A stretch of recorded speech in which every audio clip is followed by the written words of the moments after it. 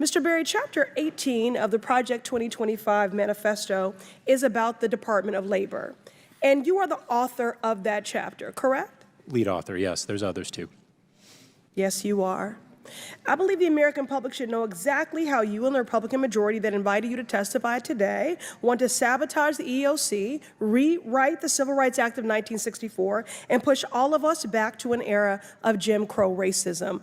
I'm shocked that my colleague across the aisle was in disbelief at our characterizations and assertions of racism and discrimination when even former House Speaker Kevin McCarthy said the Republican side of the aisle looked like the most restrictive country club in America.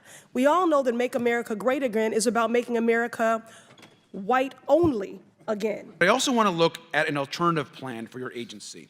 Now, this is Project 2025, which is Donald Trump's anti-environmental agenda. And I want to just note some of the main features of Project 2025.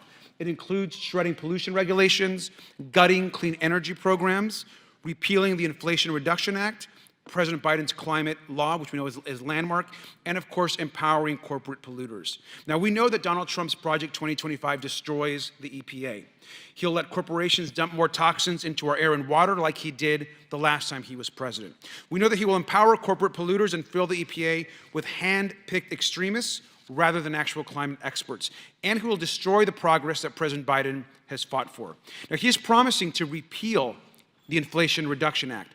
And let's be clear, repealing the bill doesn't just mean reversing the historic progress that we have made. It means threatening jobs and businesses all over the country.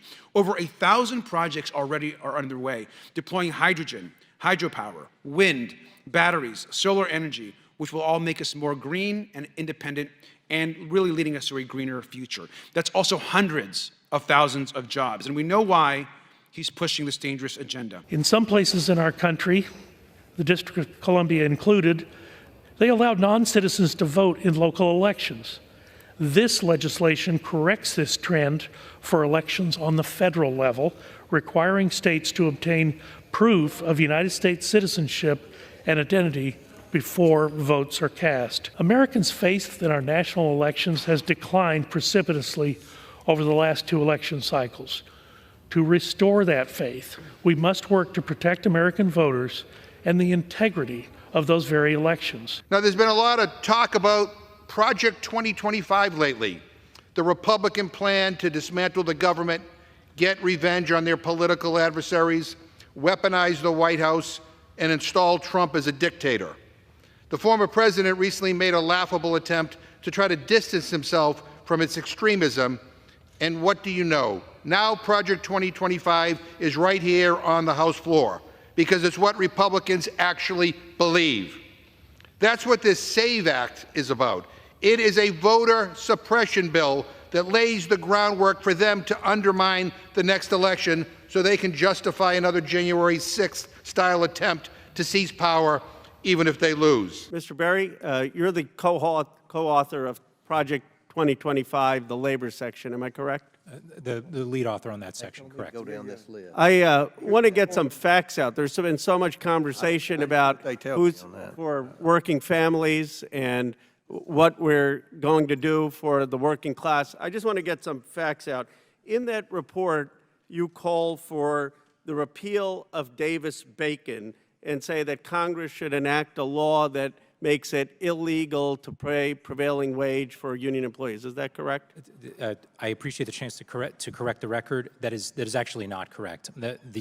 The draft, the chapter expresses no view. There is an alternative view, not attributable. So you don't think there should be a repeal of Davis-Bacon? The chapter does not take a position. Do you have a view of whether there should be a repeal? Honestly, I think it's complicated, and I don't. Okay. I don't do you? know. In the chapter, it says that you should end project labor agreements and project labor requirements. Is that correct? Same issue, Congressman. Yeah, you don't agree with that, or you say that the report doesn't call for that? The chapter does not speak to the issue directly. There's a dissent that does. I don't take a position. What about the rescinding of regulation prohibiting the discrimination on the basis of sexual orientation, gender identity, transgender status, and sex characteristics? Do you believe that we should be repealing any regulations to prevent discrimination on that?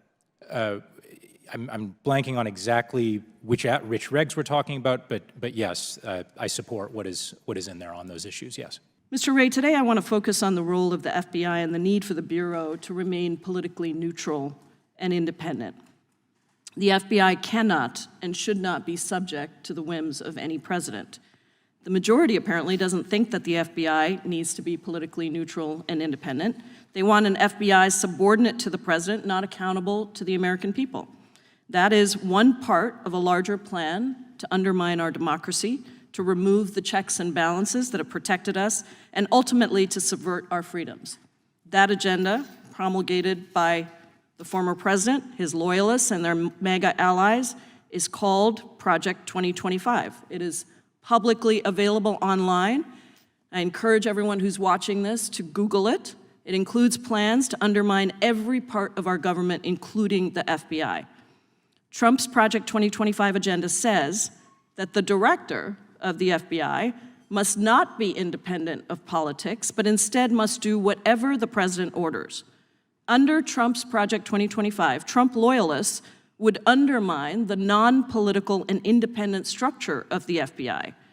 Project 2025 openly calls on the next conservative administration to support, quote, a vast expansion of the number of political appointees in every office across the DOJ, especially the FBI. And so, Mr. Wray, given your extensive experience as a law enforcement professional at DOJ across multiple Republican and Democratic administrations, why do you think it's important that the FBI maintain political independence from the president?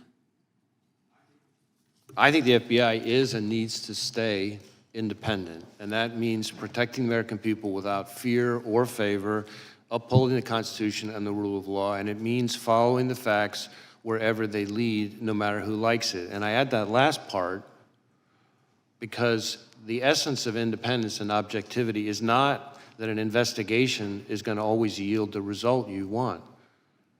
Our independence and objectivity can't only be respected when you like the outcome. That's the very essence of objectivity. Sometimes you're going to like the result, sometimes you're not going to like the result. And that applies to everyone, including us. Any number of times we're disappointed and frustrated by the results of our investigations. But the alternative is an erosion of the rule of law, where the only thing that distinguishes one investigation from another is power. And that's what you see in some of authoritarian countries around the world. So I'm not familiar with this particular No, I didn't ask you to Project comment on that. 2025 thing. I don't know know anything about it, but what I can tell you is, from my perspective, the FBI needs to be functioning as independent. Doesn't mean it's not part of the executive branch. It doesn't mean the FBI director doesn't serve at the pleasure of the president, but it does mean that the way we do our work has to be objective. has to be independent. Yeah. Thank you to our witnesses for being here today. You know, although the subject matter of today's hearing is to be expected, it certainly makes it no less offensive or frightening. My Republican colleagues very often like to quote Dr. King, I don't know, maybe for some faux civil rights credibility or to pervert his words to suit your extremist needs, while working actively to undermine his legislative legacy. On the first page of Chapter 18, Project 2025 complains about how the Biden administration has been fighting for racial equity. On the next page, it calls for eliminating data collection on race and ethnicity in employment. On the page after that, it calls for rescinding an executive order signed in 1965 that prohibits discrimination in hiring by contractors. Mr. Berry, do these terrible ideas sound familiar? They're great ideas. These terrible ideas sound familiar? Of course they do. You came up with them. Mr. Berry, I find it shameful to advance a vision attacking the very policies and agencies that have helped Black Americans secure jobs, earn a living, and provide for our families. This Project 2025 plan is policy violence, plain and simple. Its authors have placed such a large target on the EOC because of the incredible work the EOC is doing today. Last year alone, the agency filed more than 27,000 charges of race-based discrimination. These workers and their families have a pathway to justice, accountability, and healing because of the policies and regulations that Project 2025 is trying to get rid of. Ms. Wiley, how would workers be harmed by Project 2025's commitment to undermining crucial protections that are enforced by EOC and other federal agencies? Well, essentially, it guts the ability to both be able to have the rights and have enforcement and protection of the rights that we already have, and we've been seeing improvements and advancements when we have been enforcing them. And I'm also deeply concerned with any suggestion that we should not be collecting data or that labor rights, the rights to organize, which has been so important for workers across race, including white men, to ensure that they're getting fair wages and safe working conditions.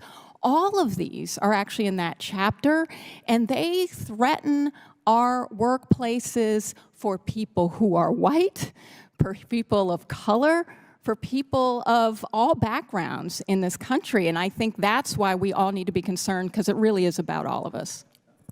That's right. They threaten our workplaces for every person who calls this country home. EOC offers essential protections that create workplaces where all of us can thrive, but Project 2025 aspires to be the realization of a decades-long crusade by Republicans to strip away this key pillar of the Civil Rights Act. As a founding member of the Stop Project 2025 Task Force, I look forward to showing and telling the American people exactly who you are, Mr. Berry, along with your extremist friends. I urge my colleagues to join me in building the inclusive world we know to be possible, one in which everyone, is there something funny? No. I didn't think so. Nothing funny about this. And in honor of my departed mother and for my 15-year-old daughter, I will do everything possible to stop you from building the world that you were hell-bent on doing. I urge my colleagues to join me in building the inclusive world we know to be possible, one in which everyone can show up to work free from discrimination. Thank you. I yield back. Thank you. Thank you, Administrator, for being here. I appreciate your service. You're obviously helping to implement the biggest climate bill in history, which we passed under President Biden. My district includes the Port of Long Beach. I'm the former mayor of Long Beach. We know that the port itself, you were just in the Port of Los Angeles, I think, our neighbor, a huge economic engine for the country. We're fighting to electrify the Port of Long Beach right now under the $3 billion EPA Clean Port program. I wrote to you last week, you responded. We're very grateful to your response and the team, and so we're excited about that opportunity. But I want to turn also on this issue, broader issue of environmental justice. I want to just quickly highlight a case where polluters are getting a pass and residents in my community, the northern part of my district, are feeling the impact. In Vernon, California, small city in southeast Los Angeles, Exide Technologies spent decades recycling batteries and dumping lead and toxins into the air. This includes soil and water, which has now seeped through. Now, the company poisoned surrounding communities in southeast LA, where people suffer from cancer, asthma, learning disabilities, and dangerous levels of lead in their blood. Now, the Obama administration forced Exide to make commitments to fix and fund the cleanup. But in 2020, Trump's EPA and Department of Justice abandoned those responsibilities and approved a bankruptcy plan that let Exide essentially walk away from the cleanup. This is not acceptable to me and certainly not to the communities that I represent. Now, Administrator, one of my first acts when I came to Congress was to lead the call for a federal Superfund designation, along with Senator Padilla. This will secure, of course, federal funds to clean the site that is desperately needed to provide this community true justice. I've been glad that this process has moved forward, and in fact, just recently, we passed a major milestone. Last week, the EPA site inspection report showed the site is eligible for a Superfund listing based on the levels of groundwater contamination. So I want to thank your team for partnering with us there, and I just want to formally ask you to once again just continue to commit to really push for this issue as we move forward to that Superfund designation. Absolutely. You have my commitment on that. Donald Trump met with big oil executives to promise to carry out their policy agenda in exchange for $1 billion in campaign contributions, which oversight Democrats are actually investigating. And if that wasn't enough, he promised he would pay back his big oil donors with tax cuts for the rich. And as we know, worst of all, his agenda will be enabled by an extremist Supreme Court that Donald Trump himself appointed. Now, Administrator, I know you can't address a candidate's policy platform.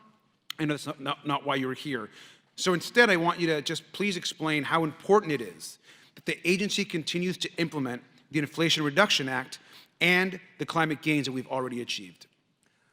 Well, listen, I'll say this. One program in the Inflation Reduction Act is the Greenhouse Gas Reduction Fund. That Congress allotted us $27 billion. We designed a program in consultation with the financial sector, every aspect of the financial sector. We believe that we can pull hundreds of billions of dollars off the sidelines to make homes more energy efficient, to build manufacturing capacity in this country, to create jobs. It's important for me to say that these are not just happening in blue states. They're happening in red states. They're happening in Alabama and Georgia, North Carolina, and South Carolina. And so this really does prove that clean energy has a role in the new economy and is creating hundreds of thousands of jobs all across this country. But more important, it's making us secure because we're bringing the manufacturing back domestically. Rolling back these types of provisions, eliminating career scientists at EPA, it's just going to ruin the economy and it's going to ruin the progress that we're making. I yield back. Mr. Shapiro, thank you for joining us today. I think it is important that you're here as one of the leading conservative voices in the country. And the country has, in the last couple weeks, talked a lot about and Googled Project 2025. It's one of the most Googled search terms right now. And you're not going to get any censorship from me. So I just wanted to know, from your perspective, I think it would help us understand on just like a scale of 0 to 100%, how much do you support Project 2025? I think, like President Trump, I haven't looked all that deeply at Project 2025, but it seems that Democrats on this committee, sort of like Peter Pan and Tinkerbell, if they say Project 2025 enough, their presidential candidate becomes alive again. And so, well, let's just talk about pieces of it, and I guess you can tell me if you support it. You probably want less bureaucracy, right? I do. I want less bureaucracy. You want more efficiency? I do. I want more efficiency. You want taxpayer money spent wisely? I do. Congrats on becoming a Republican. Yeah. Yeah. My parents would be proud. Mass deportations, it calls for that. Do you support that part? I support the deportation of any illegal immigrant who's in the United States who is not of benefit to the generalized American public. So if they're picking agriculture that puts food on the tables of everyday Americans, they've never committed a crime inside the United States, they didn't come across with documents, should they be deported? If they have not paid taxes and if their draw on the taxpayer benefits are larger than the contribution they are making to the economy, or if they're involved in criminal activity, they should be deported. How do we measure that? The same way that the IRS measures my income every year. It seems like if the IRS can track down every aspect of every receipt that I've ever submitted, and they can do so for hundreds of millions of other Americans, they can do that for illegal immigrants as well, except for the fact that no one knows how many are in the country thanks to this administration. So you would be cool with creating a system where they could pay those taxes if they wanted to and then stay and work and put food on our table? It depends on how long it would take for them to pay the taxes, and they would also have to go presumably to the back of the line, although I'm not sure why I'm testifying about immigration policy at this point. How about banning the abortion pill? That's part of Project 2025. Do you support that part? I think that that's a state-by-state issue on a personal level. I'm just asking you. Sure, I'm a fully pro-life person, which means that I'm not in favor of the distribution of the abortion pill. Banning same-sex marriage, what about that part? I am in favor of traditional marriage between a man and a woman, and I am perfectly fine with anyone having any sort of voluntary sexual arrangement they seek. That's a different thing from whether the government should attach benefits to that personal relationship. But you think it's a sin to have same-sex marriage? I mean, I'm confused. Are you asking me as a religious Jew what I think about biblically? I'm just asking, is it a sin to be gay? Is it a sin to be gay? I mean, how long do we have here? 2 minutes? I mean, if the basic idea is that sexual orientation is up for government regulation, I'm not in favor of the government regulating the private consenting sexual activity of adults. That is a different thing, once again, from whether the government ought to engage in actual benefits for particular sexual arrangements that adults make. But again, just you to me, is it a sin or not?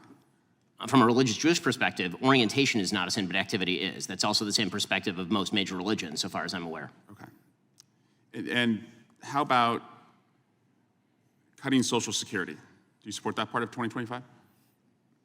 I'm not sure what Project 2025's position on Social Security is. I'm in favor of the restructuring of Social Security along the lines of privatization and lowering and increasing the retirement age, because you, as well as every other congressperson, knows Social Security is going to go bankrupt, and yet everyone seems to have an interest in lying about it for the next decade and a half until we have to take austerity measures or radically increase inflation or taxes. And bans against books about slavery. Do you support that part about Why would I possibly be in favor of bans about books about slavery? That would be absolutely ridiculous. What I am in favor of is the idea that school libraries should be able to make decisions along the lines of what exactly is appropriate for, say, a 7th grader and whether they ought to be treated to cartoons and genderqueer. That's not quite the same thing.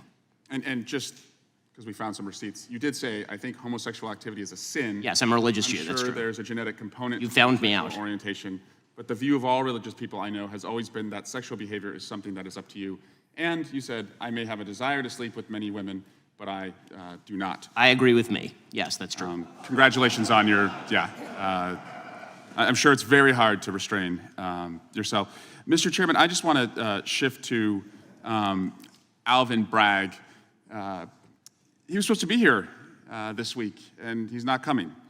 And Hunter Biden was supposed to testify. Now he's not testifying. We were supposed to have votes on articles of impeachment, and we didn't. And again, we're just wondering, you guys write great press releases, but the payoff seems to never come. And so I guess we will keep waiting, and we'll do hearings like this. And finally, Chairman, you cannot yell fire in a crowded theater, and that's a restriction on speech, as you have recognized before, but you can yell theater in a crowded fire, and you all can continue to do that all you want, and we'll just waste the American people's time. The gentleman's time has expired, and I remind him of the first rule of holes. When you're in one, stop digging. Just to be clear, you would repeal any regulations that prohibit discrimination on the basis of sexual orientation, gender identity, and sex characteristics. The position is that Bostock should be read properly narrowly and not extended to the biological areas like bathrooms that we've been discussing today. But that's not what the report says. The report says basically you don't want any regulations that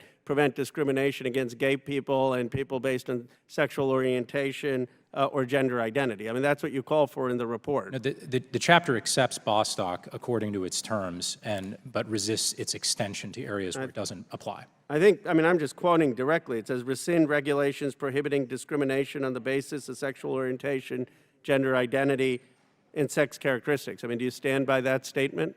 I stand by what it says in the chapter, yes. So just to be clear, I mean, that basically means you don't believe that we need to have laws to protect people from discrimination. If someone is gay or someone is transgender, you think that there should not be laws to protect them. Let me go on to one other issue in this report. You say that we need to be scheduling civil employees as F-scheduled employees, which means that the president would have the authority to fire about 50,000 civilian employees if she or he wants to. Is that correct? Someone else said responsibility. I do support that as a policy matter, that ultimately the president and people accountable to the president should be the ones setting our executive branch policy. So, I mean, under this scenario, if for example, if President Trump returns to office, he would be able to fire about 50,000 people who are currently civil servants and bring in people who are more consistent with his ideology, and you're recommending this as a policy, correct? Having more political accountability is a very good thing. I just want to know, I'm not trying to argue with you, I'm saying for a fact, so you support the idea that Donald Trump could come in, hypothetically, if he wins the election, fire 50,000 civil employees and replace them with people who support his ideology?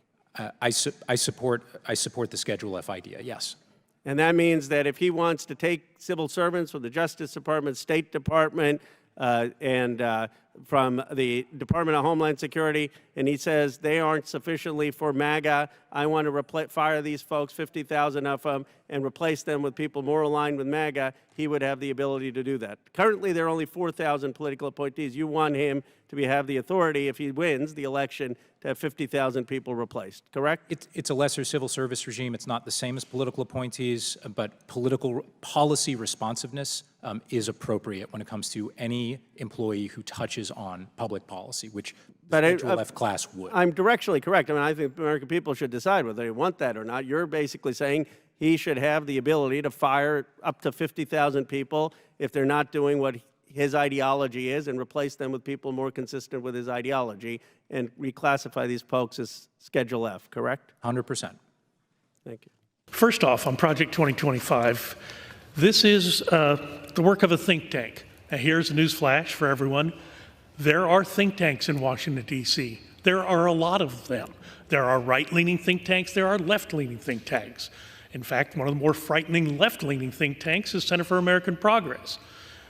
And the head of the Center for American Progress is now ensconced in the White House as a domestic policy advisor to the Biden administration. So don't pretend that you don't have your think tanks on the left, just as think tanks on the right exist, and their purpose is to provide information to legislators, House members and senators, and sometimes to inform legislation. The gentleman raised the issue of Project 2025 as somehow it's the product of some distant think tank. I would like to ask unanimous consent to insert into the record a list of all the former Trump administration officials who are architects of this atrocious document. I would also like to point out for the record that the key witness in the House Administration Committee on this horrific voter suppression bill is one of the co-architects of Project 2025. And the gentleman, tried to, to take a swipe at the Center for American Progress. I think they actually have good ideas. But the Center for American Progress doesn't want to install Joe Biden as a dictator, unlike what Project 2025 wants to do with regard to Trump. And Madam Speaker, we know that there's a lot that we can do when you have competent leadership in control. Look at the last Congress when the Democrats were in charge. We invested to rebuild our neglected infrastructure, airports, roads, bridges, and ports in your communities. Many of my Republican friends voted against it, but they take bows and issue press releases when they get the money and a project is happening in their district. We brought manufacturing back to the United States, passing the CHIPS and Science Act to drive innovation and create good-paying jobs. We made the largest investment in climate, protecting our water and our air. We strengthened our supply chains and set up new programs to support minority businesses. We ensured that our veterans get health care and that they earn during their service. Thank you, Mr. Speaker. I rise today in opposition to the rule and in strong support of the Women's Health Protection Act. The Women's Health Protection Act would protect the right to abortion nationwide. It would restore the intensely personal freedom for pregnant people to make decisions about their own bodies. That is the complete opposite of Trump's Project 2025, extremist Republicans' agenda for their policies that they want to advance. Trump's Project 2025 outlines a whole-of-government approach to eliminate the right to abortion. It restricts access to contraception. It calls for the federal government to stop enforcing laws that require hospitals to provide emergency care to pregnant people in need of an abortion. And let me just be clear, Mr. Speaker, this fight is about our fundamental freedoms, the freedom to make choices about our own bodies, our own health, our own economic future. And I'm standing here as one of the 1 in 4 women in America who has had an abortion myself. I can tell you that these decisions are intensely personal. We do not need an extreme Republican Party trying to control our freedoms. In my case, I had already experienced a very difficult pregnancy, and my daughter was born prematurely at 26.5 weeks. She was actually just 1 pound, 14 ounces. She was about the size of my hand. She weighed about the same as a small squash, and she literally almost did not survive. And my doctors told me that if I were to have another pregnancy, it would be extremely high risk, both for me and for the child. And so I took my daily contraceptive pill that Republicans are trying to get rid of for Americans across this country so that I could protect my health and the health of any future pregnancies. And in fact, what happened was I got pregnant anyway, and my doctor said, you really should have an abortion. I made that decision with my doctor, with my family. Why should anyone else be a part of that decision? And it was a hard one for me, but for every person, it should be their choice. Donald Trump has bragged that he did a, quote, great job getting rid of Roe v. Wade. Well, thanks, Donald Trump. Thanks to Donald Trump, 1 in 3 women in this country of childbearing age now live in a state with an abortion ban. Thanks to Republicans, a woman who was 20 weeks pregnant when her water broke was told by doctors that the pregnancy was not viable. But still, she was not provided the fundamental freedom to do what she needed to do for her health. She was forced to go through the pain of delivering a stillborn child. Democrats have a completely different vision, and it is in the Women's Health Protection Act. That is to defend and protect your fundamental freedoms. Vote no on this motion. I yield back.